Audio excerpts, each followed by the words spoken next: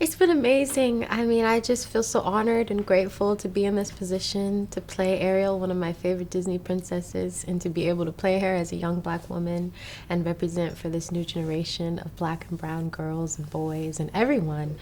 Just makes me really happy, and I'm like just humbled. Yeah. I think it makes the world happy. Like when it's like to see audiences watch it and to even see people's reaction on just some of the promos. It's like, that's the world we live in. Mm-hmm. So it needs to be represented in our stories and on film. And I think people have an immediate connection to that. Like, this is our world. So to actually see it and see someone up there that looks like every different, type and all that, it's so inclusive. I think it's a beautiful thing.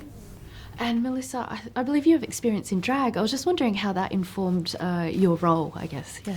Well, I've always been a huge fan of drag since I was in my teens, and I just think it's such an incredible art form. It's like at the same time you can do an homage to someone, you can also kind of poke fun at it. Mm-hmm. And there's such wit, and there's such also sometimes self-deprecation, and it's all wound up. And I think it's such an intrinsic part. Divine was such a part of the original Ursula, and I always felt it. I just didn't have it. I didn't know for sure if it was true until kind of recently. Mm-hmm. And so I wanted to absolutely keep that. I think that's part of the game Ursula plays, is that kind of, cabaret act. I think you mentioned in previous interviews that the filmmakers allowed you to bring your own identity to the film. Could you talk a bit about that and how important that was to you? Yeah, I think just my own identity represents, this young woman who is not quite sure of herself, not there yet, and I feel like Ariel has helped me find myself, and I feel like in terms of bringing myself to the character, it was really easy. They let me keep the essence of who I am, like my locks and everything else, and so I was just happy to be able to play it, and yeah. Was Mermaid a big part of your lives? Well, the Little Mermaid, the original cartoon, yeah. You mentioned, I was like, I have a mermaid at home. That's awesome.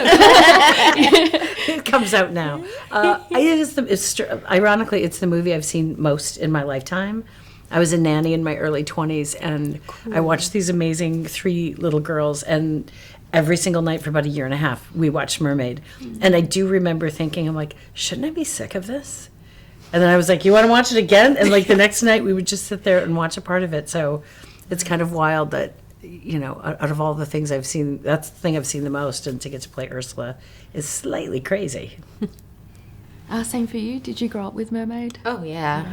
My sisters and I, we'd always be in the pool pretending to be mermaids. Like, Ariel was the reason we wanted to swim. So, yeah.